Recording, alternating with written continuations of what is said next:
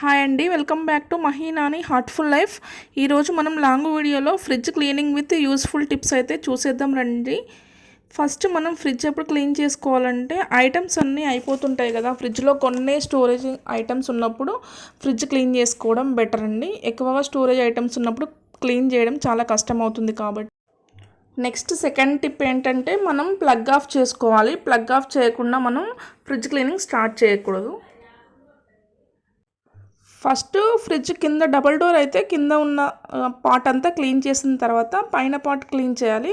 ఎందుకంటే పైన పార్ట్ ఫ్రీజర్లో మనం ఏమైనా ఐస్ క్రీమ్స్ అలాంటివి పెడుతూ ఉంటాం కాబట్టి తొందరగా పాడైపోయే ఛాన్స్ ఉంటుంది. కాబట్టి క్లీన్ చేయడానికి మనం డిస్మాండిల్ చేసే రిమూవబుల్ ఐటమ్స్ అన్నీ తీసేసుకున్న తర్వాత నాది 1 month నుంచి అలా క్లీన్ చేయకుండా ఉందండి. సో అందుకే అంత డస్ట్ ఉంది. ఫస్ట్ డస్ట్ అంతా క్లాత్తో నేను వైప్ చేశాను బయటకంతా. తర్వాత డోర్లో ఉన్నదంతా తీసేసాను. డోర్ కూడా ఫస్ట్ క్లాత్తో మొత్తం క్లీన్ చేసేసుకున్నాను. షెల్ఫ్ లైనర్స్ ఉంటే మనకి ఫ్రిడ్జ్ క్లీనింగ్ ఈజీ అవుతుంది. 1 month 2 months అట్లా క్లీన్ చేసినా పర్లేదండి. అవే ఫ్రిడ్జ్ మ్యాట్స్ అవి. ఇంకా రిమూవబుల్ ఐటమ్స్ అన్నీ తీసేసాం కదా, వాటిని జస్ట్ మనం ఏ సోప్తో అయితే అంట్లు కడుక్కుంటామో అదే సోప్తో వాష్ చేసుకోవచ్చు. వాష్ చేసుకొని నీట్గా క్లాత్తో ఫస్ట్ తుడిచేసిన తర్వాత ఫ్యాన్ కింద ఆరబెట్టుకోవాలి. అన్నీ గ్లాస్ ఐటమ్స్ కదండి, క్లీన్ చేసేటప్పుడు చాలా జాగ్రత్తగా ఉండాలి. కంపల్సరీ ఫ్రిడ్జ్ మ్యాట్స్, ఫ్రిడ్జ్ మీద క్లాత్ అవన్నీ పర్చేజ్ చేయండి. ఫ్రిడ్జ్ కాస్ట్లీ తీసుకొని వాటి కోసం మనం తీసుకోకుండా మనీ అవుతాయని ఆలోచిస్తే ఫ్రిడ్జ్ ఎప్పటికప్పుడు 1 week 2 weeksకి ఒకసారి క్లీన్ చేయాల్సి ఉంటుంది. అలా క్లీన్ చేయకపోతే ఫ్రిడ్జ్ పాడయ్యే ఛాన్స్ కూడా ఉంటుంది. So fridge liners, fridge clothes అవన్నీ తీసేసుకోండి. నేనైతే 1 month క్లీన్ చేయకుండా ఉన్నాను. 1 week బ్యాక్ ఊరెళ్ళాను అమ్మ వాళ్ళ ఇంటికి. సో 2 weeks, ఆల్మోస్ట్ 1.5 month పైన అయిందండి. అలా తెచ్చి నేను ఫ్యాన్ కింద ఆరబెట్టేసుకున్నాను క్లాత్తో నీట్గా వైప్ చేసేసుకొని. కింద ఫ్రిడ్జ్ అయిపోయిన తర్వాత ఇప్పుడు డీ ఫ్రిడ్జ్లో ఉన్న ఐటమ్స్ అన్నీ రిమూవ్ చేసి, డిస్మాండిల్ చేసేవన్నీ రిమూవ్ చేసి, క్లీన్ చేసి వాష్ చేసి పెట్టుకున్నానండి. ఇప్పుడు మనం ఫ్రిడ్జ్ క్లీన్ చేసుకోవడానికి హోమ్మేడ్ లిక్విడ్ ప్రిపేర్ చేసుకుందామండి. కెమికల్స్ ఉన్న అవుట్ సైడ్ లిక్విడ్ వద్దు. ఫుడ్ పార్టికల్స్ కాబట్టి మనకి ఫుడ్లో మిక్స్ అయ్యే ఛాన్సెస్ ఉంటుంది ఆ కెమికల్స్. వామ్ వాటర్ తీసుకొని అందులో విమ్ లిక్విడ్ సోప్ వేసుకొని, వెనిగర్ అండ్ బేకింగ్ సోడా వేసుకొని అది నీట్గా కలిపేసుకొని లిక్విడ్ ప్రిపేర్ చేసుకున్నాను. ఆ లిక్విడ్తో కాటన్ క్లాత్తో నీట్గా ఫ్రిడ్జ్ అంతా క్లీన్ చేసుకోవాలండి మూలన.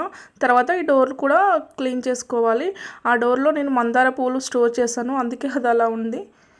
తర్వాత డీప్ ఫ్రిడ్జ్ కూడా క్లీన్ చేస్తున్నాను. అక్కడ ఫ్రిడ్జ్లో హోల్స్ దగ్గర మాత్రం క్లోజ్ చేయకూడదండి. జాగ్రత్తగా చూసి వాష్ చేసుకోండి. ఫ్రిడ్జ్ ఖరాబ్ అయ్యే ఛాన్సెస్ ఉంటుంది. అది లోపల ఎయిర్ బయట ఎయిర్ లోపలికి వెళ్ళడానికి అది చేసి ఉంటారు కాబట్టి. బ్రష్తో ఫ్రిడ్జ్లో రబ్బర్ పార్ట్ కూడా ఎలా క్లీన్ చేయాలో చూపించాను.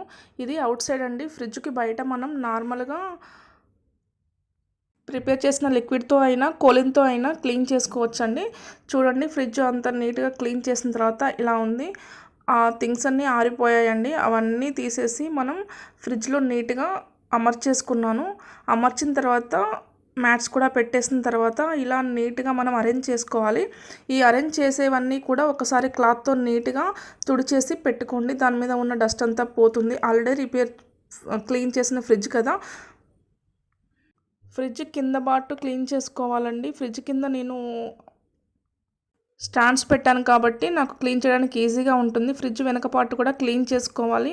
అన్నీ పెట్టేసుకున్న తర్వాత ఫ్రిడ్జ్లో స్మెల్ రాకుండా మనం ఇలా బేకింగ్ సోడా అయినా, కట్ చేసిన లెమన్ అయినా పెట్టేసి ఒక చిన్న గిన్నెలో పెట్టేసి ఫ్రిడ్జ్లో ఒక మూలన పెట్టేసేయండి. అది డిస్టర్బ్ అవ్వకుండా ఉంటుంది. సో అలా మనం ఫ్రిడ్జ్లో బ్యాడ్ స్మెల్ని మనం అవాయిడ్ చేయొచ్చు.